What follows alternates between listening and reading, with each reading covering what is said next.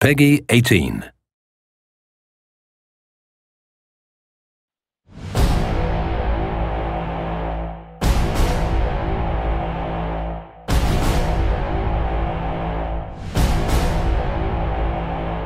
What's going on, folks? This is Filthy Rich, Namco Bandai Games Community Manager. And this is Ken Ma, producer in Inversion. Let's jump into my favorite part of Inversion and talk multiplayer. Let's start this off with a bang, and let's talk about Hourglass mode. Alright, Hourglass mode is Inversion's take on King of the Hill. You've got this objective. Each team is going to be trying to capture this objective, and you're going to see a little meter that's on the left side of the screen.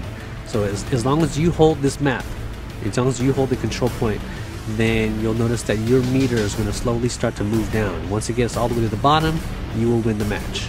And as the match progresses, you'll notice that it starts to move a lot faster. Essentially, we've got two separate levels that are built. You know, imagine a level that's on the bottom, a level that's on the top. And as soon as you capture this point, the whole entire map will flip. Enemies, objects, players, everything flips to the other map. So, you know, over the course of a match, you're going to see this constantly flipping back and forth. You know, it gets a little bit crazy, and you have to get used to your orientation, but it is pretty cool.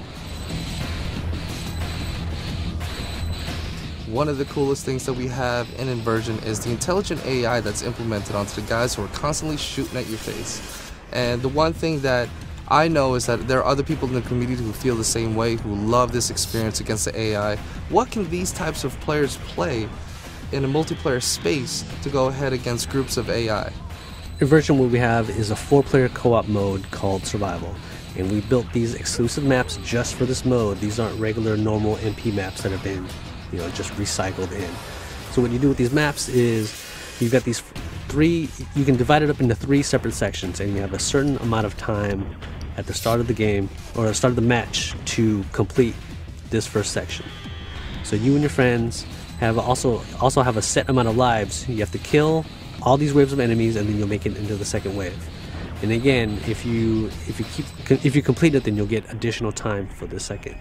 Now, you know, everybody's going to be racing for the best time for the leaderboards, but also because at the end of that third section, you're going to see a badass boss, and you have to have 4 players. It is extremely difficult to be able to kill him. Even with 3 players, you want to have everybody in there available for this massive boss fight.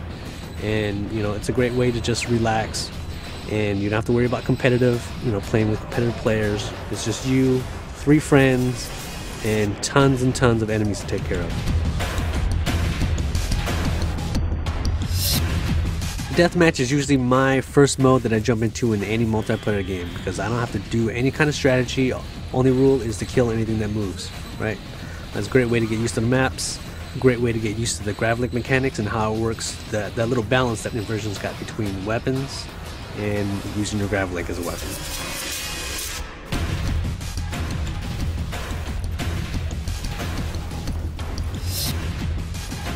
And you know what? Let's get right into more craziness, and let's talk about Gravity Slaughter. Okay, so in Gravity Slaughter mode, again, you can play this in team-based mode, or you can play free-for-all. And what you do is, in Gravity Slaughter, you'll get normal points if you just kill players. That's fine. But you'll get bonus scores, you get bonus points if you use your grav link. So, for example, if you use finishers, or if you grab objects and throw it at players, then you'll get more points than other people will.